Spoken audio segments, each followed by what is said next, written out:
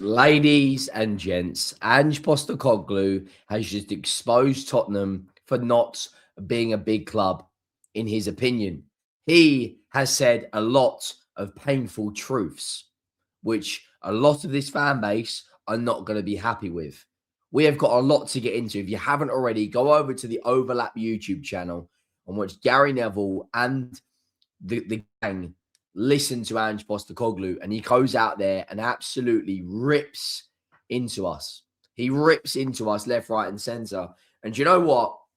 He's now probably sitting there watching Thomas Frank get sacked, sitting there going, well, hang on. I was there. I finished fifth. I won a Europa League. Let's see anyone else do that. We had Conte. We had Poch. We had Jose. We've had Stellini. We've had Martin Jol. We've had Juan de Ramos. We've had Harry Redknapp. No one's managed to get a European trophy over the line, but he did.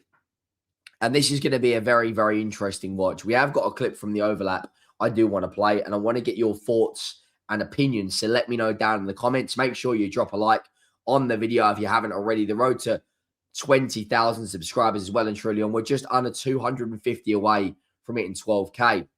But without further ado, this is going to be very, very interesting. Off game. What happens beyond that is, and then then it was Antonio, because again he's another winner, and then Antonio goes and. So if you haven't already seen this, Ange Postecoglou at the moment he's speaking about previous Tottenham managers, Antonio Conte and Jose Mourinho. But wait until you hear what this guy has to say, because it gets juicy. I sort of come in, they say, well, we want the football, with Antonio we made Champions League, but we didn't have the football, so we want the football, and you've got the football, even though my DNA is I'll win as well. So then we go down that path, and then so that's what I mean. And that's also very interesting, right? Ange Postecoglou is a winner. No one can take that away from him. He has won every club he's been at.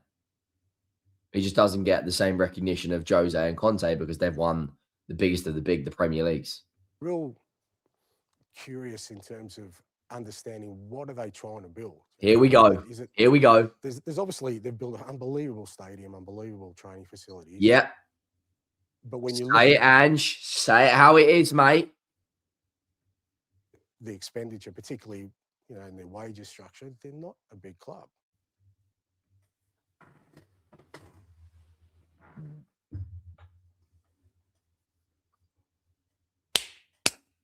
Ange Postecoglou has just said on the overlap that Tottenham, when you look at their wages and their turnover, they're not a big club. And it gets even better. Just wait for it. I saw that because when we were trying to sign players, we weren't in the market for those players. Not a big club in terms of the wages that they pay, because the money, the sort of the transfer fees, not the biggest in the league. They're always there or thereabouts. But there's a cap, is there, on wages that won't be broken? There's certain players that we.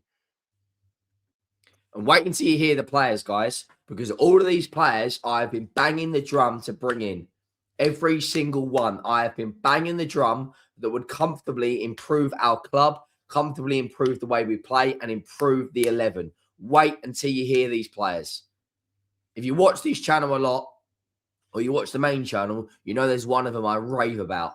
I mean, at the end of my first year when we finished fifth, for me, okay, how do you go from fifth to really challenging? Well, the way you go from fifth to challenging is by pumping more money in and signing better football players.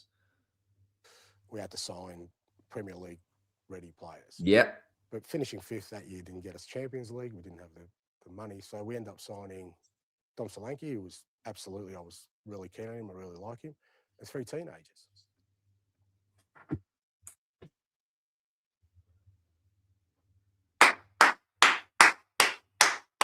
Do you know what? Right? Do you know what? I didn't particularly like Ange Postecoglou as a manager towards the end of his tenure. However, as a bloke, as a man, he has no fear, and he will say it how it is. We signed 3 teenagers, Archie Gray, Bergvall. Those were the 2 big signings we brought in, and you're never going to challenge when you bring in young teenagers unless you're bringing in a Lionel Messi or a Lamine Yamal type player. Let's just be honest.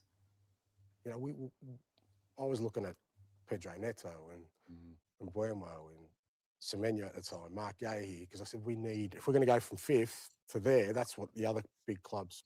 Just one more time, Ange. What were those players? Absolutely, I was really keen on him. I really like him. There's 3 teenagers. What were those players, Ange? You know, I was looking at Pedro Neto and Pedro Neto, better than any of our forwards right now.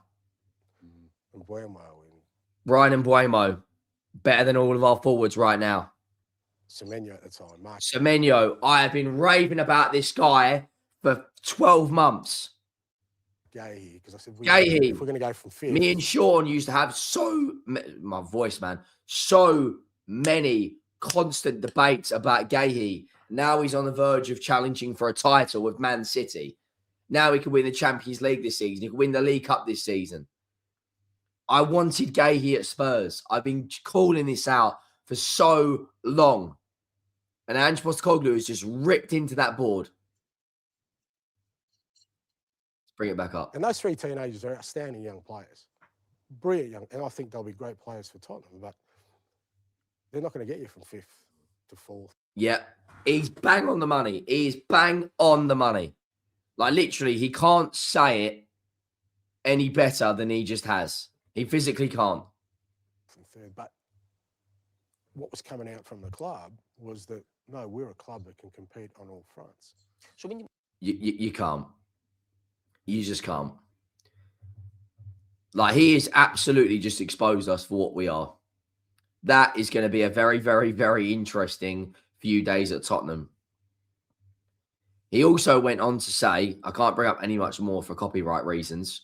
He went on to say, when was the last time Tottenham signed somebody and you went, wow? And I'll tell you where that was. That was Jurgen Klinsmann and Paul Gascoigne. And both those signings were in the 90s. It's not the transfer fee, but the wages to attract. Bang on the money. He's bang on the money. How many times have we been calling out this hierarchy? As a club, they say they're one of the big boys. I don't think they are in terms of my experience over the last 2 years in how they act. When Arsenal need players, they'll spend 100 million on Declan Rice. I don't see Spurs doing that. You tell them, Ange. You fucking tell them. Because this hierarchy are a disgrace. Look at this. After my first season, when I finished 5th, I had to go from 5th to challenging. When we signed Premier League proven players, we ended up signing Solanke. I really like him and 3 teenagers. I was looking at Neto, Buemo, Semenyo, and Gahey. That's what other big clubs would do. It's as simple as that. What you see is, and this is the best one of the lot, what you see is everywhere is to dare is to do. But their actions are the antithesis of that. To actually win, you have to take risks. He's bang on the money. And now we brought in Thomas Frank, and we're currently sitting, as it stands, 2 points above Nottingham Forest, and we are below Leeds United. The risk we took was to bring in Thomas Frank. If West Ham beat Bournemouth and we lose to Arsenal, we would be 2 points above the relegation zone. 2 points above the relegation zone. It doesn't matter how you want to talk about it. It doesn't matter what you want to say. At the end of the day, we are in a rut. We have to get out of this. We've got a minus goal difference now. We've only scored 36 goals in the league, which is lower than I'm pretty sure everyone in the top 10. Bournemouth have scored 43. Brentford have scored 39. Newcastle have scored more. Liverpool have scored more. Chelsea, Man United, Villa, City, and Arsenal have all scored more goals. And you look at the run of games we've got coming up without a manager. Let's be honest. Let's be honest here, guys. How many of these are we going to win? A North London derby next. Fulham away. Palace at home. Liverpool away. Forest at home. Sunderland away. And Brighton at home. It is not looking good. It's really, really not. Like, yeah. I'm not going to lie to you guys. Ange is just massive. It's like EastEnders at this point. It genuinely is like EastEnders. I mean, what do you guys make of it? Do you think Ange Postecoglou is right? Do you agree with it? I think at this moment in time, it is an absolute shambles. what is happening to us in front of our very own eyes. Make sure you drop a like, make sure you hit that subscribe button, and I'll see you soon. I'm out.